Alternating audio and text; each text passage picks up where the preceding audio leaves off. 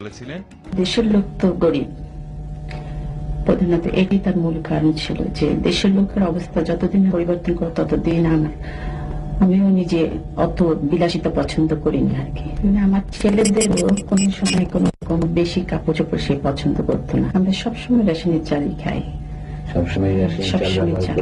মাইনা যা পেতেন সত্যি কথা বলতেন না, মাইনা ছিল বোধহয় পে স্লিপ যা আসতো হয়তো 2200 বোধহয়, উনি 10% আবার দিয়ে দিতেন। তো তার মধ্যে থেকে আমাকে সে 2000 টাকা দিত, ওর মধ্যেই আমার সংসার চালাতে হতো। আমার ছেলেদেরও কোনো সময় কোন রকম বেশি কাপড় চোপড় সে পছন্দ করতো না। মরহুম প্রেসিডেন্ট সাহেব, তোমার আব্বার আমরা বঙ্গভবনের দর্জিকে জিজ্ঞেস করেছিলাম, বলেছে যে ওখান থেকে এসে অনেক কাপড় চোপড় ছোট করে তোমাদের জন্য বানাতো দর্জি। এরকম কিছু মনে আছে তোমাদের? আমার এই শার্টটাই আব্বুর ছিল আগে। এটাই ওরা বানিয়ে দিয়েছে।